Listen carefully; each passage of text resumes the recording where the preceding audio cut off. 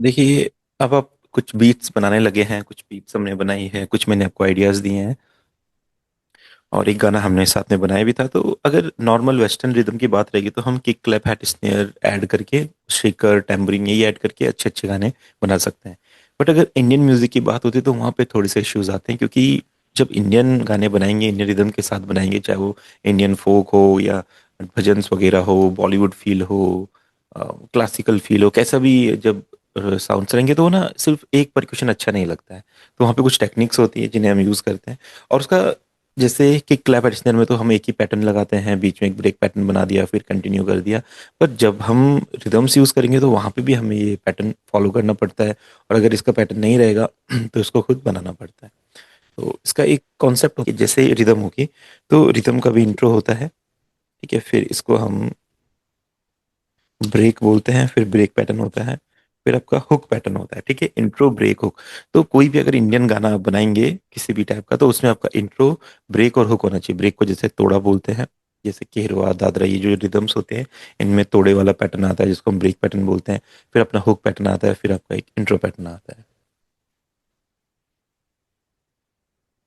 जी बिल्कुल, वो करेंगे। एक बार जरा कॉन्सेप्ट क्लियर हो जाए, है ना, फिर इसके बाद हम गाने ही करेंगे। अब एक बार फिर से वो लिंक भेज दो मेरे को, मैं थोड़े आइडियाज दे दूंगा उसके बारे में, या चैट में लिंक भेज दो एक बार आप, ठीक है। और जब चाहे किसी भी टाइप का गाना हो, उसमें आपको बस इंट्रो ब्रेक होकर होना चाहिए।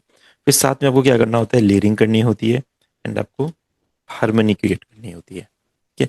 ये तीनों को हम एक बार कंप्लीट देखेंगे। सपोज दैट मैं एक गाना क्रिएट कर रहा हूँ, जैसे उसमें हमें ढोलक चाहिए।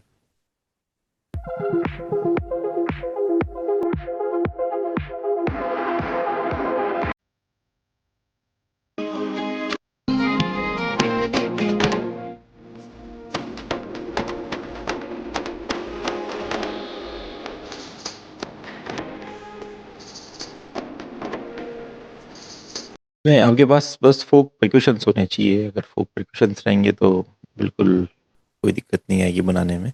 कोई नहीं, हम यही इसी के ऊपर ही काम कर लेंगे, कॉन्सेप्ट भी क्लियर हो जाएगा। ठीक है, सपोज दैट ये एक इंडियन रिदम वाला गाना है, और हम इसको अगर रीमेक करें,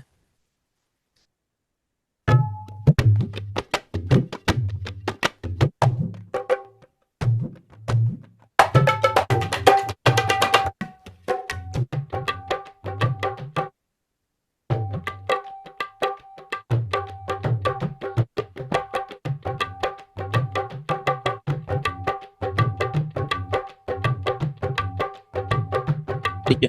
सपोज दैट ये रिदम हमारे पास है, और हम चाहते हैं कि एक इंडियन गाना बनाए जिसमें ये रिदम रहेगी। कि अब देखो क्या होगा, अगर ये सिंगल हम इस ढोलक को ऐसे यूज करेंगे तो इसमें वो फील नहीं आएगा, वो डेप्थ नहीं आएगी। जैसे अगर आप इसको सुनते हैं,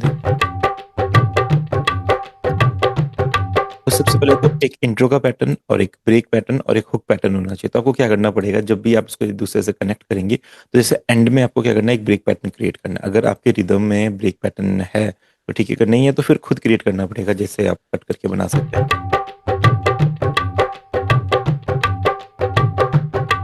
है ना। जैसे मैं क्या करता हूँ, इधर ब्रेक पैटर्न बना,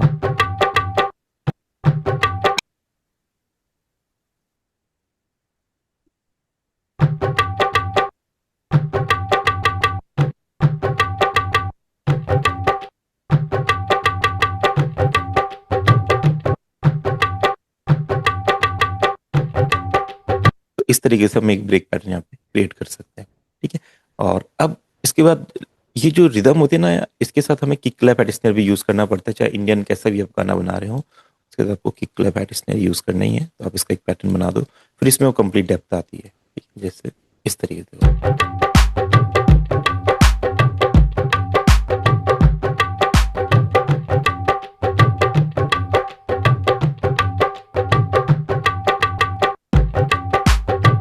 तो बीच में ब्रेक पैटर्न, और आपका एक इंट्रो का पैटर्न, एक आपका हुक पैटर्न। तो ये कभी भी एक इंडियन गाना आप बनाएंगे उसमें होना चाहिए, चाहे फोक रहेगा, भजन रहेगा, केहरवा दाद रहेगा। सिर्फ ऐसा नहीं हो सकता कि यही रिदम चलते जा रही है, बस इतना पैटर्न, ऐसे में गाना बोरिंग हो जाएगा। तो गाने में एक ब्रेक होना चाहिए, और एक आपका बीट आना चाहिए। इसके साथ ना प्लेयरिंग कर सकते हैं। अभी ये शायद मेरा सर्च काम नहीं कर रहा है, ये तो सर एक सवाल था। जी जी जी।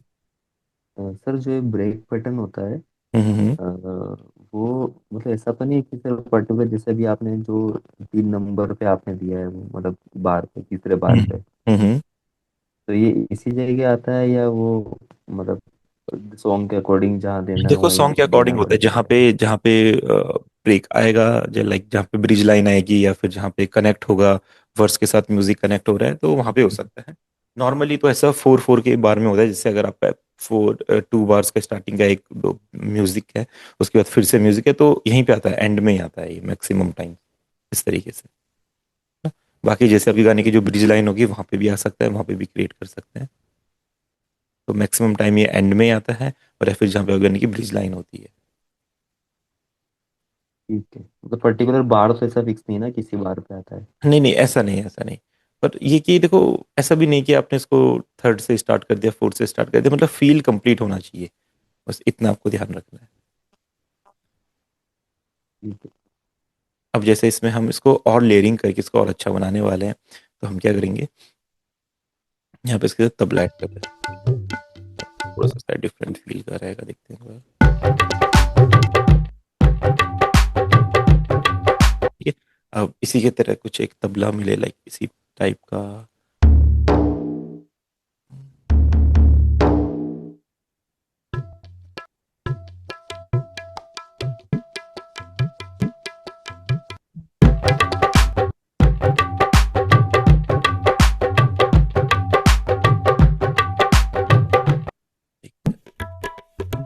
ये हमारा तबला गया है, इसको फिट कर लेते हैं, फिट टू टेम्पो 85।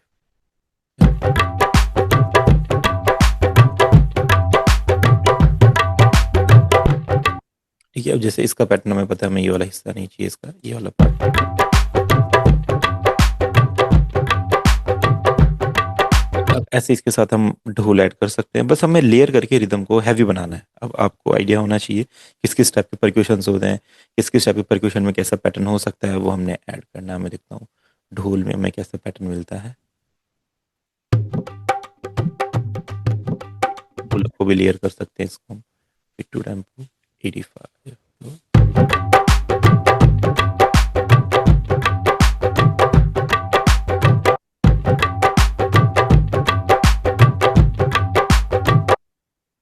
और ढोल देखते हैं, ढोल सेट हो सकता है।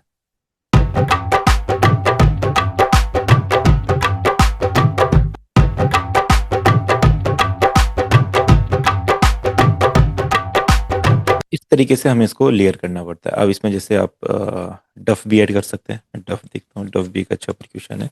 जो भी आपके पास परक्यूशन रहे या जो भी माइंड में आइडियाज रहे, बस उनसे आपको इस तरह से लेयरिंग करनी है।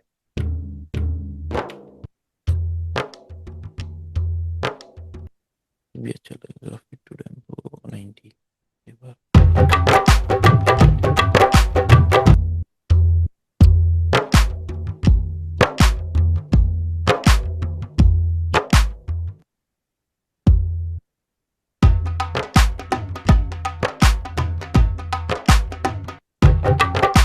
नहीं, ये डफ इसके साथ सही नहीं लगेगा।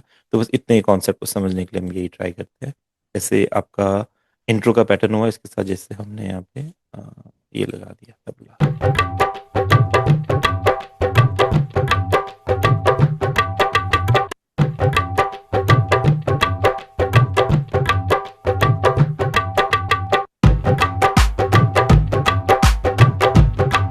अगर मैं इंडियन रिदम बनाऊंगा और यहाँ पे सिर्फ इतने से साउंड रहेगी, तो ना उतना फील नहीं आता, खाली खाली पता है। तो इसको, इस टेक्निक को हम लेयरिंग बोलते हैं, यानी कि सेम स्टाइल के, सेम टाइप के डिफरेंट डिफरेंट परक्यूशन को जब एक साथ आप ऐड करते हैं, तो उसको हम लेयरिंग बोलते हैं। और ये आपकी रिदम को हैवी बनाती है। कभी हम कोई गाना बनाते हैं, उसमें फील नहीं आता है, तो इस वजह से नहीं आता है, क्योंकि हम उसमें परफेक्ट कोई परक्यूशन, सही परक्यूशन लेयर नहीं कर रहे हैं। जितना लेयर करेंगे उतना अच्छा बनेगा। अब वेस्टर्न रिदम में तो हम किक के साथ 4 kick, 4 clap, 4 head, 4 snare add करके थोड़ी हैवी रिदम बना सकते हैं। नहीं भी करेंगे तो वहाँ पे इतने सारे हमारे पास और भी पहले से किक क्लैप बने हुए रहते हैं, जो ऑलरेडी लेयर्ड होते हैं, तो हम डायरेक्ट उन्हें यूज़ भी कर सकते हैं। पर इंडियन रिदम में ऐसा नहीं होता है, हम इसके साथ लेयरिंग करनी पड़ती है। वॉल्यूम किसका कितना रखना है अपने हिसाब से मैनेज करके आप बढ़िया रिदम। तभी फील आएगा। अगर सिंगल परक्यूशन रहेगा कभी भी तो देखो खालीपन फील होगा आपको, देखो इस तरीके से, देखो फील ही नहीं होगा, खाली खाली लगेंगे सब। ये देखो, इसको सुनेंगे तो इसलिए हमें लेयरिंग करना इंपॉर्टेंट होता है और ब्रेक पैटर्न होना जरूरी है। ये तो हमारा हो गया जो, जब भी एक ही पैटर्न रहेगा वहां से हम बनाएंगे तो ऐसा रहेगा। और अगर आपके पास अच्छे कंपनी के लूप्स हैं, परक्यूशंस हैं, तो उसमें ना ब्रेक पैटर्न्स की वैरायटी होती है, देखो इस तरीके से। तो यहाँ से भी हम ब्रेक पैटर्न खुद ही यूज़ कर सकते हैं। एक बार दोनों का आइडिया हमें लग जाए तो फिर आगे से जो भी गाने बनाएंगे हमें पता रहेगा, खुद भी बना सकते हैं। और या फिर देखो इस तरीके के लूप्स होते हैं जिसमें देखो इंट्रो का पैटर्न है, आपका देखो बीच में ब्रेक पैटर्न है, देखो इस तरीके से, फिर बीच में पैटर्न, फिर ब्रेक पैटर्न, या तो इस तरीके के लूप्स हो। अगर हम कोई इंडियन भजन बना रहे हैं या फोक सॉन्ग या कुछ भी बना रहे हैं तो यहाँ से हम इनके ब्रेक पैटर्न और ये सब यूज कर सकते हैं, डिफरेंट डिफरेंट पैटर्न,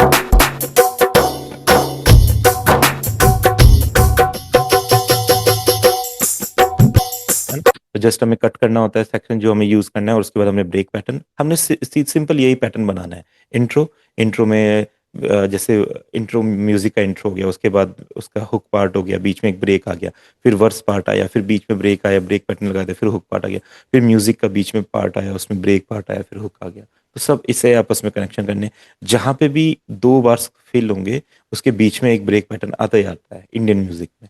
ठीक है, ये आएगा ही आएगा यहाँ पे। डन। तो ये तो हो गया हमारा रिदम्स के बारे में। अब अगर हम इंस्ट्रूमेंट यूज करेंगे तो इंस्ट्रूमेंट यूज करने के लिए क्या करना होता है हमको, उसमें भी लेयरिंग और हारमोनी चलती है। सपोज दैट एक इंडियन म्यूजिक है, हम चाहते हैं इसमें कुछ इंडियन परक्यूशंस या इंडियन इंस्ट्रूमेंट यूज करें, तो ऐसा मानते हैं। अब इंडियन इंस्ट्रूमेंट के लिए तो एक स्वर प्लग एक इम्पोर्टेंट टूल है, प्लगइन है जिसमें से साउंड्स मिल सकती है। और या फिर कॉन्टेक्ट की कुछ लाइब्रेरीज है उनसे कर सकते हैं, तो हम अभी स्वर प्लग ट्राई कर लेते हैं, है ना।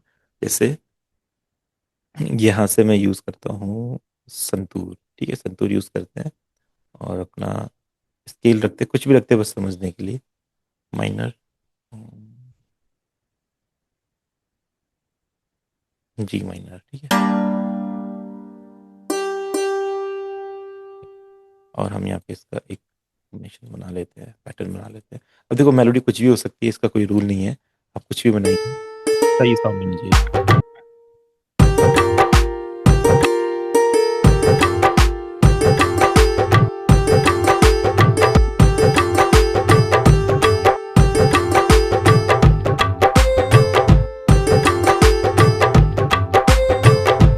तो मैं रैंडम ही बना रहा हूँ कुछ भी, बस जो माइंड में लग रहा है।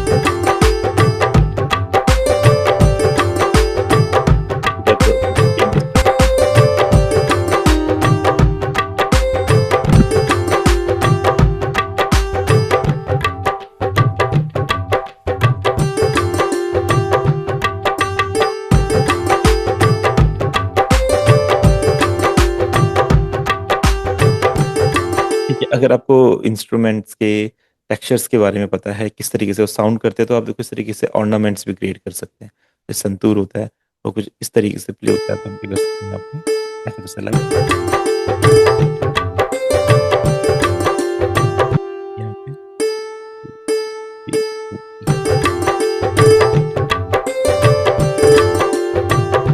इस तरीके से प्ले कर सकते हैं। तो फ्लूट का अलग टेक्सचर होता है, हारमोनियम का अलग टेक्सचर होता है, आप अपने हिसाब से ट्राई कर सकते हैं।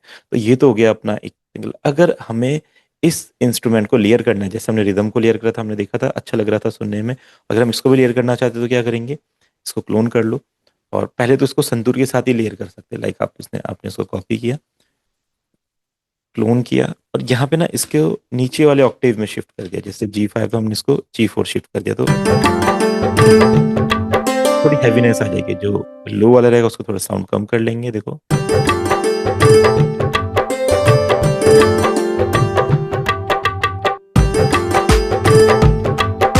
अगर मैं लो वाला हटाऊंगा देखो कैसे खाली खाली लगेगा संतूर। तो जब भी हम मेलोडीज बनाएंगे, इंस्ट्रूमेंट यूज करेंगे, तो हमको लेयरिंग करनी होगी, लेयरिंग करना जरूरी है। सेम इंस्ट्रूमेंट को लोअर ऑक्टेव पे, मिड ऑक्टेव पे, आप चाहे तो हाई ऑक्टेव पे भी कर सकते हैं, या फिर इंस्ट्रूमेंट चेंज कर दो और उसमें सेम नोट्स रहने दो। जैसे मैं क्या करता हूँ, यहाँ पे एक नया इंस्ट्रूमेंट ले लेता हूँ, इसको मानते हैं हमने ले लिया है यहाँ पे, मैंडोलिन ले लेते हैं, ये JKLM, मैंडोलिन है, मैंडोलिन लेते हैं। अब देखिए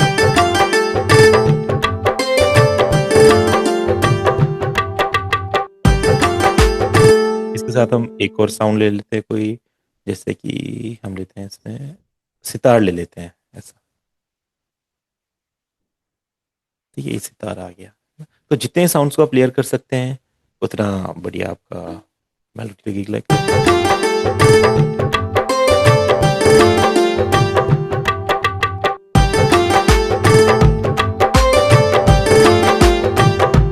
ठीक है, अगर रिदम में ब्रेक पैटर्न मिसिंग हो, इंट्रो पैटर्न मिसिंग हो, सिर्फ यही पैटर्न चलता रहेगा तो मजा नहीं आएगा, है ना। सिर्फ सपोज दैट यही पैटर्न चल रहा है, फील नहीं आएगा, तो ब्रेक पैटर्न होना जरूरी है। और अगर इंस्ट्रूमेंट्स को जो अभी हमने मेलोडी बनाई, अगर इसमें से मैं सब चीजें हटा देता हूँ, सिंपल एक ही चीज रखता हूँ जो हमने स्टार्टिंग में ली थी, देखो कितना खाली खाली लगेगा, देखो। तो इसलिए लेयरिंग करना इंपॉर्टेंट है। अगर आप 3-4 इंस्ट्रूमेंट एक साथ लेयर करते तो फील आता है। अगर मैं सिर्फ एक इंस्ट्रूमेंट रहने देता हूँ जैसे हम करते ही हैं, और खाली एक इंस्ट्रूमेंट रखता हूँ, तो अब आप देखो कैसा सुनाई देगा, देखो। अब आप सोचेंगे कि जो मेरी रिदम है वो प्रोफेशनल क्यों नहीं लग रही है। अब ढोलक पे कंप्रेशन लगाएंगे, इसको लाउड करेंगे, ये करेंगे, वो करेंगे, इफेक्ट्स लगाएंगे, ईक्यू करेंगे, सोचेंगे ढोलक और अच्छा हो सकता है, बट दिक्कत ढोलक में नहीं है। दिक्कत ये है कि आपके रिदम में डेप्थ नहीं है। आप क्या कर सकते हैं, 4 ढोलक को एक साथ लेयर कर सकते हैं, वो भी डेप्थ क्रिएट करती है। ढोलक के साथ तबला, जेम्बे और ढोल वगैरह जो भी परक्यूशंस आपको मिलते हैं, डफ वगैरह, उन्हें लेयर कर सकते हैं अलग अलग पैटर्न को, उतना अच्छा लगेगा। तो लेयरिंग करना बहुत इंपॉर्टेंट है अगर प्रोफेशनल म्यूजिक आपको बनाना है, और इंडियन म्यूजिक में तो बहुत ही ज़्यादा इंपॉर्टेंट है। ठीक है, अब जैसे इंस्ट्रूमेंट्स को हम लेयर करते हैं, इंस्ट्रूमेंट में ना हम हारमोनी भी क्रिएट कर सकते हैं। जैसे संतूर है, इसको मैं क्लोन करूंगा और इस इन्हीं पैटर्न्स को यहाँ पे कॉपी करूंगा इस तरीके से, और जो ये नोट्स रहेंगे ना, जो मेलोडी रहेगी, इसको 2 नोट शिफ्ट कर दूंगा, एक दो। अब देखो, तो ये अपनी इस तरीके से हारमोनी भी बन जाती है। आप शिफ्ट करके देख सकते हैं कौन से नोट पे बढ़िया लग रही है। कभी कभी गलत नोट भी लगते हैं, तो सुन के देखना है क्या सही लग रहा है। वैसे सेकंड नोट ही हमेशा सही रहता है, बस इसमें एक कुछ गलत लगेगा नोट कभी कभी, बाकी तो सही रहेगा।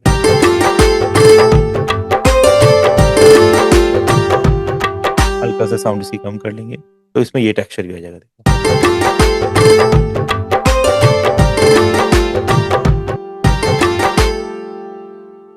अच्छा, ये क्या चल रहा है?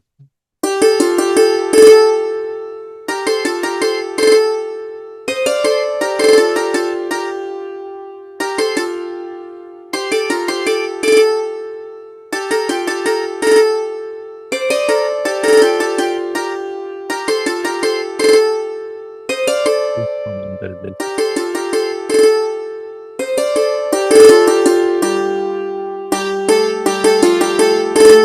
तो हल्का सा हाई कर लिया,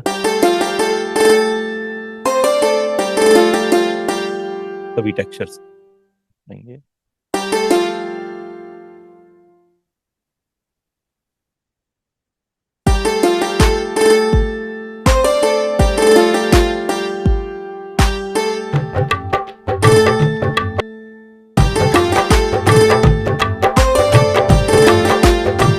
तो इस तरीके से अपने इंस्ट्रूमेंट को हैवी बना सकते हैं। लेयरिंग का यूज कर सकते हैं, आप हारमोनीज का यूज कर सकते हैं, और डिफरेंट डिफरेंट इंस्ट्रूमेंट को, सेम इंस्ट्रूमेंट्स को, सेम मेलोडीज को लोअर ऑक्टेव पे, हायर ऑक्टेव पे, मिड ऑक्टेव पे रख सकते हैं, ताकि आपकी जो मेलोडी हो वो हैवी बने। और इसी तरीके से आप अपने परक्यूशंस का भी यूज कर सकते हैं। जब आपके एक की डिसाइड हो जाएगा कि ये की रहेगा, तो आपके ढोलक तबला इन सबको ना की पे भी सेट करना पड़ता है कि ये इस की पे हैवी है, भी तो हमें अच्छा सुनाई दे रहा है। सपोज इट आपका ये ढोलक है और ढोलक आपको ऐसा सुनाई दे, देखो, यानी कि स्केल पे नहीं है, तो हमें ना यहाँ से सेट करना पड़ता है। सिर्फ 100 सेंट, 50 सेंट, जितना आपको लगे, थोड़ा सा ट्यून करना पड़ता है ढोलक को, तो वो सुन के हम ट्यून कर लेते हैं कि कितने में सही लग रहा है हमारे इंस्ट्रूमेंट।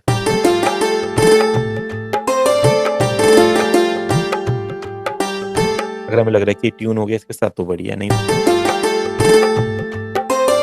नॉर्मल मुझे लग रहा है 100 सेंट बढ़ा देंगे तो ज्यादा सही लगेगा, आप देखेंगे।